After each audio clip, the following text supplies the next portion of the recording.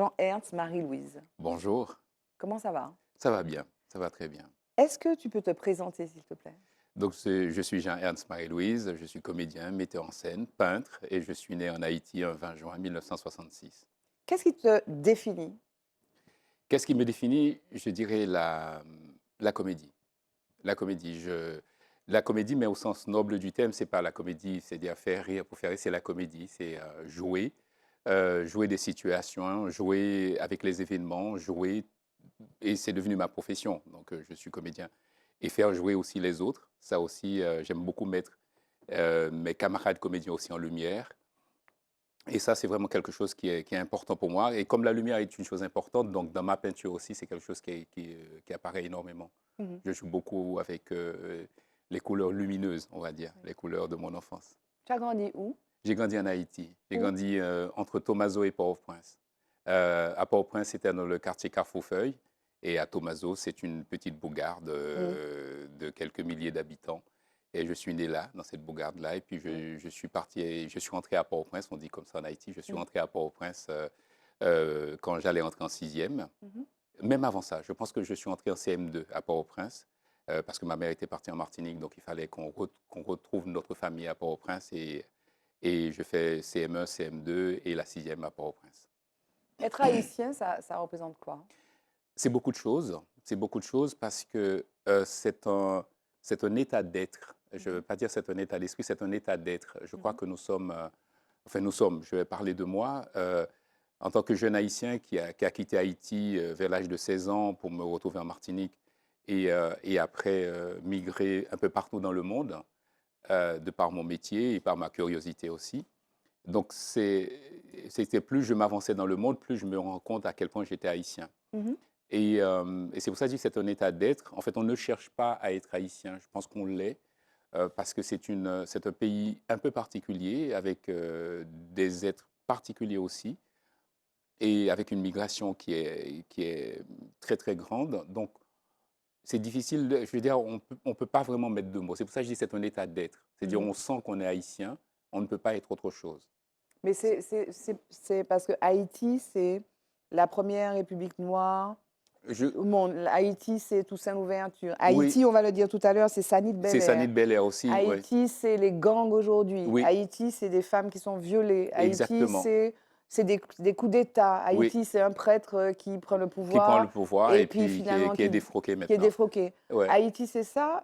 Mais Haïti aussi, c'est un rêve. Haïti aussi, c'est toutes ces choses que maintenant, une nouvelle génération Oui, qui n'est pas... Parce que les gangs, il faut préciser, les gangs sont dans une partie oui, d'Haïti. C'est-à-dire que les gangs occupent Port-au-Prince, donc ils sont aussi dans mon village qui est à Tomazo, l'arrondissement de Croix-des-Bouquets, mais il y a une grande partie d'Haïti qui est totalement en exemple de dehors des ça. gangs, exempt de ça. Donc il y a de la vie qui Oui, oui, oui, continue oui. de Mais c'est là, il la y a de vie, c'est la l'espoir, vie. il y a de l'espoir, et ce que... Ça, c'est le Haïti Oui, qui fait parler de lui parce que ça, oui, c'est oui, l'actualité. Et l'actualité ne présente autre chose que ça. Mais quand on est avec la famille, qui est aussi, parce qu'il y a de la migration à l'intérieur d'Haïti, mhm, donc ces gens-là qui partent dans le nord d'Haïti, oui, qui qui nous envoient des photos, qui nous oui, envoient des voices, des choses comme ça. Et on voit aussi pas mal toute une génération maintenant avec l'Internet qui envoie d'autres choses, oui, d'autres oui, images d'Haïti. oui. Donc on a aussi ça. Et c'est la C'est-à-dire création. il faut bien sûr regarder Oui, l'actualité, oui, mais aussi bien regarder sûr. aussi le rêve, l'espoir et le symbole Et puis qu'est c'est ce la pays. création. Et c'est la création, C'est une oui. création littéraire extraordinaire. Moi, j'ai ici Oui. reçu Gary Victor Ah, notamment, mais notre prix c'est Nobel Trouillot, oui, c'est Lionel Trouillot, c'est et Gary puis Victor, et c'est Marie-Louise. c'est Jean-Hens Marie-Louise aussi. Par contre, Marie-Louise, le nom, il vient de la montagne du Vauclin. Ah bon? Oui, oui, oui, oui, c'est Mais un ton père nom, c'est quoi alors, martiniquais. ton nom? Mon nom de naissance, c'est Pierre. Je suis D'accord. né Pierre. Donc, j'ai été reconnu par un Martiniquais, honoré Marie-Louise. Ok. Donc, le nom Marie-Louise vient de la montagne du Vauclin. Donc tu es aussi martiniquais. Je suis aussi Martiniquais. Ouais. D'accord. Et alors, pourquoi la comédie? Pourquoi la comédie? D'où ça vient? Qui Là, sont tes parents? Quel est l'environnement qui t'emmène vers ça? aussi étrange que cela puisse être, j'allais dire, c'est le vaudou qui m'a amené à la comédie. Ma grand-mère était j'allais dire, une onsikanzo, Mhm. c'est-à-dire que c'est quelqu'un qui était initié au vaudou, mais c'était les femmes qui chantaient, qui participaient dans les cérémonies. Et donc, je me cachais, en fait, elle me cachait pour aller voir les cérémonies avec moi parce que ma mère ne voulait pas. Donc, donc j'étais dans ces jupons pour aller voir les cérémonies. Et donc, j'avais 5 ans. Et je suis monté sur scène à cet âge-là aussi. À l'âge de 5 ans, je jouais le rôle d'un enfant malade. Et après chaque représentation, puisque j'étais comment dire, l'acteur principal de cette pièce de théâtre qui était montée pour les vacances scolaires, pour les grandes vacances scolaires, donc on est resté pendant 2 mois à jouer cette pièce à Tommaso, tous les jours. Et je voyais les applaudissements, je voyais que j'avais des bonbons à la sortie de scène, j'avais du cola. Cola, c'est de la limonade quoi, à boire. J'avais du cola, j'avais du cola champagne, cola raisin. Je pouvais choisir n'importe quel cola. Et toutes les marchandes de la grande rue principale me connaissaient parce que je faisais vendre, puisque les gens venaient un peu partout dans la région de Tommaso pour voir cette pièce. Donc j'ai compris, je me dis, ben, c'est génial de faire ce métier-là. En fait, depuis l'âge de 5 ans, je savais ce que je voulais faire. Je n'ai jamais pensé à autre chose qu'à être comédien. Et, Pour moi, c'était une évidence. et tu as fait, donc tu as étudié l'écriture du scénario, la Oui, dramaturgie à Paris 3. oui, Tu as été formé, tu as été formé par beaucoup de gens, au parce que, masque balinais, oui, oui, indien, aux marionnettes, notamment. j'ai même fait du théâtre no japonais, j'ai fait, Ah oui. oui, j'ai fait beaucoup, beaucoup de choses, parce que je suis un homme curieux, j'ai beaucoup voyagé. Et j'ai toujours, et c'est ça que je dis que je suis haïtien, parce que je m'intéresse énormément à la culture des autres, mais profondément à la culture des autres. Et donc, c'est le théâtre qui est un de mes instruments de contact. Donc, il y a des gens, ça peut être un instrument de La musique. musique. Moi, c'est le théâtre. Donc, quand je vais voir dans un autre pays, à Bali ou au Japon ou en Pologne ou partout, en Au Allemagne, Burkina au Faso. Burkina Faso, c'est le théâtre qui m'amène. Donc, je joue avec les gens. Donc, je rentre dans ce qu'ils font, dans leur spécialité. D'accord. Et pour moi, le théâtre, vraiment, c'est mon instrument de musique. Et C'est, la mise en scène, parce que tu es comédien, tu as joué Othello notamment, oui, mais la mise en scène, qu'est-ce que ça représente? C'est une lecture de texte, par exemple Opéra Poussière de Jean d'Améry, et c'est une volonté tu dis que tu travailles avec le corps des oui, comédiens et des comédiennes. ouais. Alors, Ouais. pour moi, en fait, je dis souvent, nos corps ont une stature Oui. particulière. Nous avons un port de corps particulier. Nous avons un rythme de marche particulier, un rythme de langage, parce que on a une langue qui vient du corps. Le créole, c'est pas surtout le créole haïtien que je connais très bien. C'est une langue physique. Mhm. C'est-à-dire elle est dans cette douceur-là, mais en même temps, c'est très physique, cette langue-là, dans notre manière de marcher.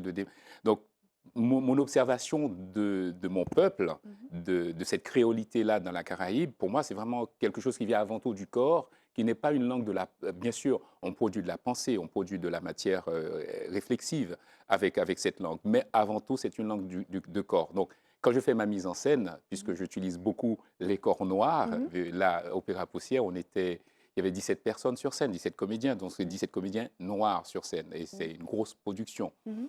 Euh, je remercie aussi les partenaires, en parlant d'Opéra Poussière, qui est le CERMAC et l'ADAC Martinique, la préfecture et tous ceux la CTM aussi, qui nous ont aidés à mettre cette grosse production sur pied. Donc ce corps, pour moi, c'est la base de départ. Si le corps n'est pas en mouvement, il n'y a pas de langue vivante. J'ai toujours travaillé comme ça. Mais une lecture, alors une lecture théâtrale, par exemple, Ben, par exemple, Opéra Poussière de Jean d'Amérique ouais, a donné lieu à, à des lectures oui, à des théâtrales. lectures Ouais. théâtrales. J'en ai fait une Oui. au Burkina Faso, pour les récréatrales au Burkina Faso, mais c'était pareil, tous les corps étaient en mouvement. D'accord, J'ai ok. fait une lecture des Revenants de l'impossible amour de Flaubert Bolivar avant sa création. C'était aussi à l'Atrium. C'est avant tout, la comédienne, elle est rentrée avec son corps. D'accord, ok. Elle n'est pas rentrée pour faire une lecture, elle est rentrée avec son corps en Oui. avance. Donc son corps est en mouvement. Oui. Et ce mouvement ne s'arrête pas.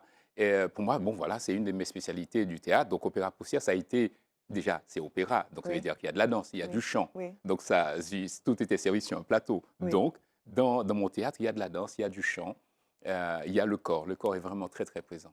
Et alors, venons-en. Donc, c'est une pièce qui a été donnée donc, au Théâtre Aimé Au Théâtre Aimé Césaire Césaire. en juillet, donc Oui, 2025, mais ouais. qui connaît, en fait, qui a une genèse un peu spéciale, parce que Oui, c'était au Burkina Faso, après c'est le Bénin, et puis c'est oui, Martinique. Ça a oui. pris 3 ans. 3 ans, ouais, Oui, 3 ans pour monter ça. oui, Ça a été, j'ai dû beaucoup me batailler, oui, couper des branches avec des épines oui, qui repoussaient, ouais, donc je recoupais. Ça a été très dur.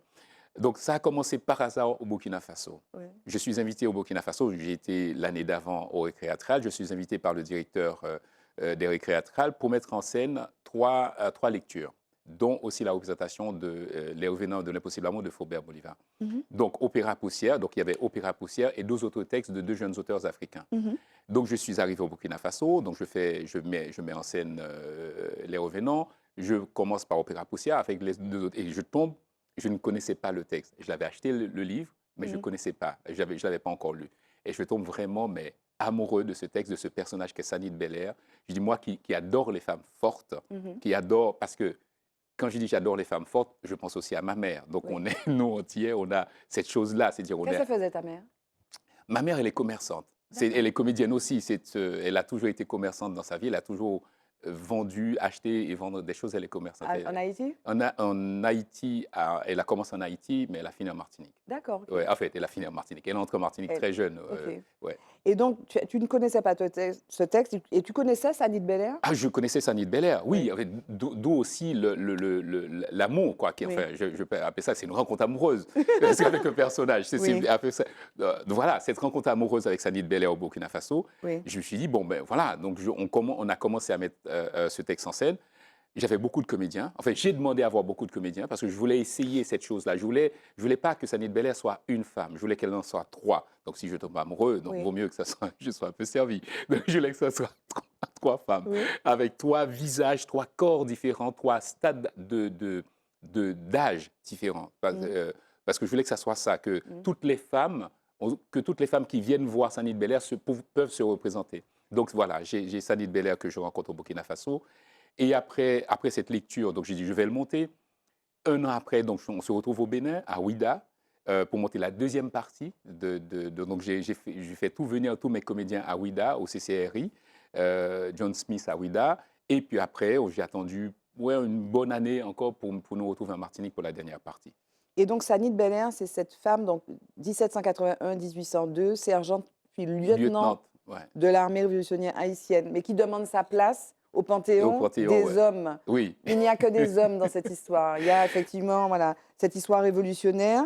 Et donc, c'est le texte de Jean d'Amérique qui l'actualise, en fait, parce que le oui. texte, c'est Sanit Belair qui revient Qui hanter revient des les morts, esprits sur oui, les réseaux sociaux. oui. Voilà. Elle a commencé déjà par un message sur X Oui. pour dire que hashtag Sanit Belair, héroïne en colère. Donc elle a plusieurs raisons d'être en colère.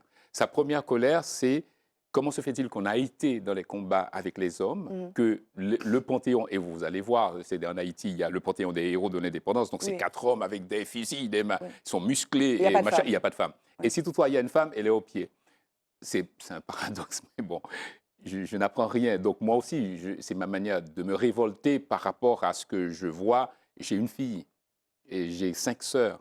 Donc je suis entouré de femmes. Donc je ne peux pas ne pas être sensible à ça, c'est-à-dire au XXIe siècle. Donc pour moi, voilà, c'est Il le faut combat. réhabiliter les femmes. C'est pas, je pense que les femmes sont assez fortes pour se Oui, oui, réhabiliter mais elles-mêmes. c'est ton Mais moi, travail. voilà, je fais ma part de travail. Oui, Et je ne revendique rien là-dedans. C'est juste, j'agis comme ça. oui. Et parce que ça me paraît normal que je dois faire ma part de travail. Et, Mm. donc voilà, donc Sanit Belair, donc première chose, elle veut retrouver sa place auprès des héros de l'indépendance, Oui. parce qu'il n'y avait pas que des pères de la patrie, il y a des mères de la patrie, comme elle dit. Et autre chose, c'est qu'elle a envie de demander aux Haïtiens maintenant, aux bandits des grands chemins, aux ceux qui détruisent ce peuple, qu'avez-vous fait de notre révolution? Mm. Est-ce que c'est pour ça que j'ai donné ma vie? Mm. Et je pense que cette question-là, elle est fondamentale de la bouche d'un jeune auteur pour dire ça, c'est juste magnifique. Oui. Et voilà, et puis que cette question soit posée aujourd'hui par une femme, je trouve ça extraordinaire. Et puis c'est peut-être ça aussi l'espoir d'Haïti maintenant. C'est peut-être une femme à la tête de ce pays. La suite pour toi, Jean-Ernst, c'est quoi? La suite pour toi, c'est une création, Mm. c'est une collaboration extraordinaire que je fais avec Emmanuel Mérieux, qui est un metteur en scène qui vit en France, qui m'a demandé de coécrire son prochain spectacle. Oui. Et ça s'appelle Monarque. C'est une histoire de migration, la migration des papillons monarques du Canada au Ah, Mexique et la migration d'un Haïtien qui va chercher son frère au Canada. Donc voilà, donc je suis auteur d'un nouveau spectacle. On a une quarantaine de dates dans les scènes nationales parce qu'il y a plusieurs scènes nationales qui sont partenaires de cette création. On a le Théâtre du Nord à Lille, on a Lorient, bon, voilà, on a une quarantaine de dates de les scènes nationales. Donc voilà, donc je suis en pleine écriture de ce spectacle. On oui. commence la création, on commence les répétitions le 28 septembre et on joue à Lorient tout de suite après. Puis voilà, c'est une tournée qui me conduit jusqu'au mois de mai. Le mot de la fin, ce sera quoi? Le mot de la fin, c'est que j'adore ce métier, j'adore le faire en Martinique. Et puis, je suis de retour dans mon pays, parce que c'est aussi mon pays auprès de la famille. Donc, voilà, donc ma base de travail, c'est ici maintenant. Merci Jean-Ernst Marie-Louise. Merci, Barbara.